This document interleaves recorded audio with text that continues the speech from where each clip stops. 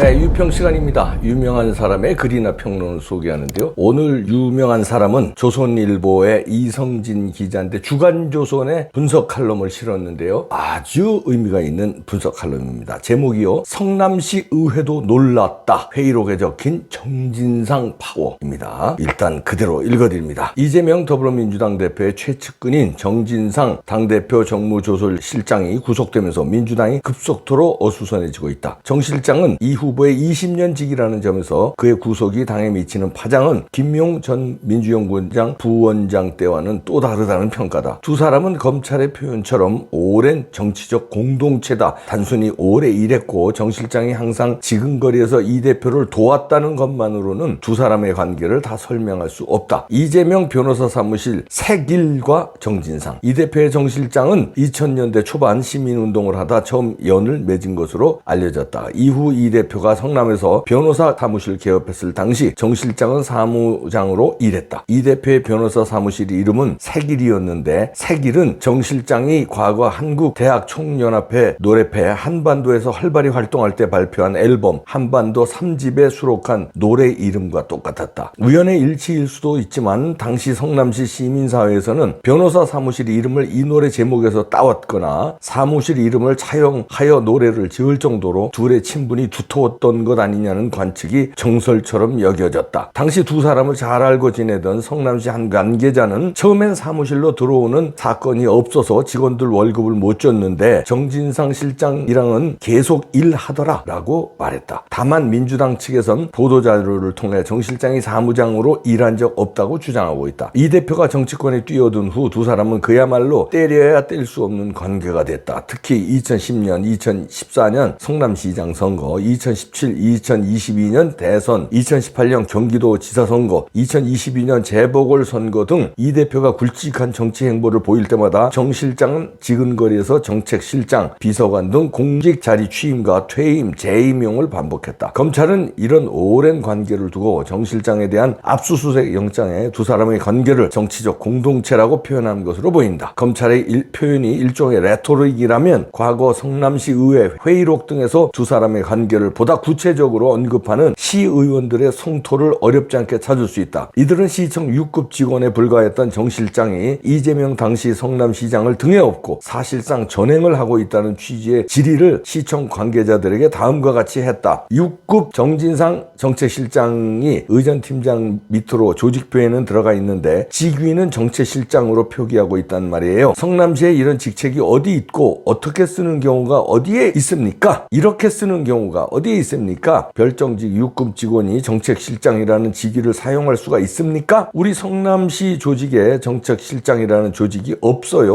없는데 쓰는 것을 그대로 묵인하고 계속 유지하고 있어요. 2010년 9월 행정기획위원회 회의 당시 최윤길 성남시 의원 발언. 그분이 정진상이라는 분이지요. 그러면 지금 성남시의 모든 정책이 정책비서 그분에 의해서 다 결정이 나고 이루어집니까? 거기만 얘기해 보세요. 모든 것은 다 거기를 거쳐야 되지요. 그래야 시장님한테 결심을 받을 수 있는 거죠. 중략. 정책에 대해서 비서라는 분이 이렇게 해서 주도권을 쥐고 이렇게 했었냐는 얘기예요. 2011년 2월 도시건설위원회 회의 당시 강한구 성남시 의원 발언. 위원이 요구하고 당연히 비서실도 예산이 수반되기 때문에 당연히 올 한 해 비서실의 업무 방향이라든지 물어볼 수도 있는 것이니까 오시라고 해보세요. 나는 정진상이라는 사람을 이름은 들어봤는데 얼굴은 몰라 가능한지 확인해보세요. 2012년 2월 행정기획위원회 회의 당시 박건종 성남시 의원 발언. 지난해 민주당 대선 경선 당시 경기도청 산하 공공기관 노조에서 작성에 논란이 됐던 이 대표 낙하산 인사 명단에서도 정 실장은 유동규 전 성남도시개발공사 기획본부장, 김용 전 민주연구원 부원장과 함께 가상 명단에 우선적으로 가입되기도 했다. 이 대표의 여타 측근들과 비교했을 때 정진상 실장의 역할이나 관계가 남달랐다는 평가를 반증하는 대목이다. 현재 정 실장은 2014년 2월, 2020에서 2020년 10월 이른바 대장동 일당에게서 각종 편의 제공 대가로 6차례에 걸쳐 총 1억 4천만 원의 금품 수수하고 대장동 개발 이익을 나눠 갖기로 약속한 혐의, 위례신도시 사업 관련 성남시 내부 기밀을 흘려 일당이 개발 사업자로 선정된 후 거액을 챙기게 한 혐의 등을 받고 있다. 이와 관련해 검찰은 지난 11월 9일 정 실장 자택 및 사무실에 대한 압수수색을 진행했는데 해당 압수수색 영장 영장엔 이재명이라는 단어가 총 102회 등장했다. 정 실장 측은 지난 11월 21일 법원에 구속 적부심을 청구했지만 기각됐다. 그의 혐의가 어느 정도 소명됐다는 이야기다. 검찰 관계자는 지난 11월 22일 기자들과 만난 자리에서 이 대표가 측근들이 힘을 행사하는 것을 알았는지 조사해야 하지 않나? 라는 질문에 당연히 필요하다며 피의자 정진상에 대한 수사가 필요하다는 것이고 향후 누구를 수사할지 확인하기는 어렵다고 밝혔다. 민주당도 반발, 측근 의혹 정말 몰랐겠나? 상황이 이렇게 되자 당 안팎에선 이 대표 리스크에 대한 우려가 현실화했다는 반발의 목소리가 나오고 있다. 이른바 이재명 리스크는 지난해 민주당 대선 경선 당시 처음 등장한 바 있다. 각종 사법적 의혹에 휘말린 이재명 당시 후보가 당대표 주자로 나설 경우 대선이 쉽지 않을 거라며 이낙연 당시 후보 측이 앞세웠다. 이 후보는 결국 대선에서 졌고 지난 8월 당대표 선거에서 나서자 이재명 리스크는 한층 더 불거지는 형국이다. 특히 비명계에선 이 대표가 사정기관의 표적이 될 경우 당이 와해될 수 있다는 내용의 시나리오까지 염두에 두고 있다. 민주당 한 관계자는 이 대표의 혐의 관련성을 떠나 일단 측근인 정 실장 문제는 충분히 알 수 있지 않았겠나? 그런데 요직이 앉히면서 당 전체가 검찰 수사 방안 논리를 짜는데 매몰리며 대장동 게이트에 빨려 들어가고 있다라며 이 대표 또한 여기서 자유롭지 못할 것이라고 말했다. 또 정 실장을 비호하는 당의 모습이 이상민 장관을 감싸는 국민의힘 모습과 다를 바 없다라고 덧붙였다. 민주당의 박용진 의원도 지난 11월 23일 한 라디오 방송에서 측근 구속에 대한 본인의 입장이 뭔지를 밝힐 필요가 있다고 지적했다. 김혜영 전 의원 역시 11월 22일 페이스북을 통해 손실을 정면으로 마주할 수 있는 용기가 필요할 때라며 눈앞에 손으로 보이는 상황도 대처하기에 따라 얼마든지 익으로 변할 수 있다고 밝혔다. 조홍천 의원도 11월 21일 이재명 대표가 최소한 무리를 일으켜 미안하다는 유감 정도는 표시할 때라고 말했다. 네, 이렇게 주간조선의 이성진 기자가 분석 칼럼을 실었는데요. 회의록에 적힌 정진상 파워를 들어서 성남시 의회도 놀랐다는 거죠. 근데 이건 제가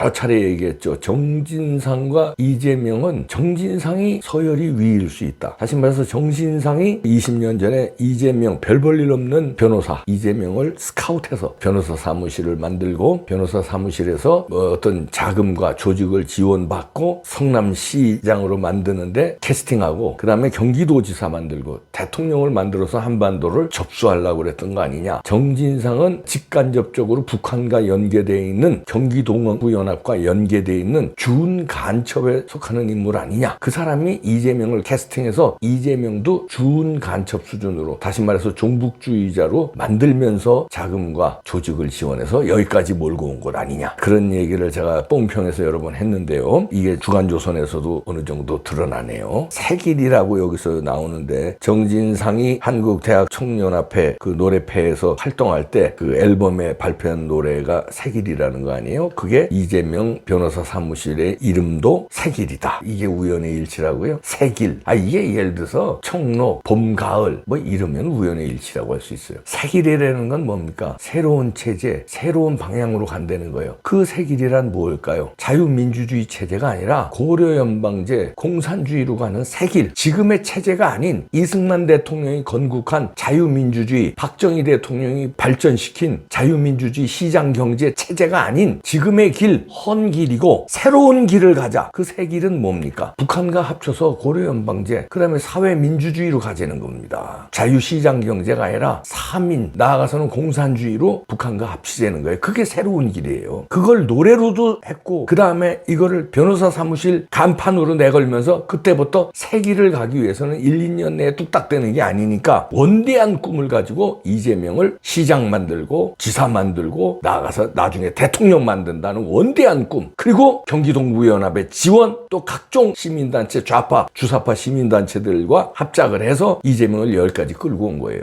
그러나 이 사람들은 여기까지 끌고 오기 위해서 법을 어긴 거죠. 북한의 국책사업이 크게 3개입니다. 무기 밀매 판매하는 거고요. 마약 밀매 판매하는 거고요. 그 다음에 슈퍼노트라고 하는 위조 지폐입니다. 이게 3대 국책사업이에요. 나라에서. 근데 3개 다 불법이잖아요. 최근에 들어서 몇 년 전서부터 4대 국책사업이 됐습니다. 가상화폐, 도둑질. 이게 4대 국책사업인데 4개 다 범죄 행위예요. 인류적 범죄 행위예요. 나라를 막론하고 어느 나라에서나 그거는 다 합법화될 수 없는 인륜적 지구상의 범죄 행위 4개를 국책 사업으로 해. 그냥 묵인 정도가 아니라 나라에서 심혈을 기울여서 하는 국책 사업으로. 그러면 이자들은 왜 그렇게 할까요? 범죄를 통해서라도 돈을 얻고 조직을 얻고 김일성주의를 발전시키고 김정은이 통치 기반을 확고히 하는데 범죄를 이용하는 거예요. 자, 그렇다면 이재명이는 거기에서 지원을 받는 주사파 이재명과 경기동부연합과 그런 간첩 세력들은 뭡니까? 당연히 법을 위반해야죠. 정상적으로는 세기를 못 가죠. 어떻게 정상적으로 세기를 가? 정상적으로 방법으로 어떻게 막대한 돈을 얻으며 정상적인 방법으로 어떻게 정진상과 이재명이가 여기까지 올 수 있어요? 안 되지. 정상적인 방법이란 공무원에 채용되고 1급 가야 실장 가는 건데 그 공무원 시험을 합격할 수도 없는 사람을 그럼 비정상 편법 불법, 돈도 그렇잖아요. 그렇게 해서 조직을 가동하고 여기까지 왔다. 그러면 서열은 제가 보기에는 정진상이 더 높다. 아니면 최소한 동급. 북한에서 변호사 출신인데 중고등학교 검정고시로 사법고시 패스해. 사법고시도 자기가 진짜로 봤는지 이것도 또 의심스러운데 뭐 봤다고 칩시다. 사법고시 출신인데 깡다고 좋고 거짓말을 밥 먹듯이 저놈이다. 캐스팅. 정진상 이놈이네. 이것도 비슷하네. 야, 너들이 깐부해. 그리고 우리가 이렇게 지령하면 우리가 다 밀어줄게. 니네들이 깐부해. 둘은 사실 동률일 수도 있고 정진상이 이재명을 캐스팅할 수도 있고. 그래서 어디로 가느냐? 색일로 간다. 고려연방제로 가는데 니네들이 남쪽을 맞는 거다. 앞으로 10년, 20년 후에 장기적인 프로젝트로 남쪽을 접수하는데 너희들이 먹는다. 색일로 가자. 이게 주간조선에서 이 색일로 나왔는데 제가 얘기한 것까지는 위로 안 나갔는데 저는 그렇게 예측합니다. 제 예측이 틀린 걸까요? 틀리길 바랍니다. 제 추측이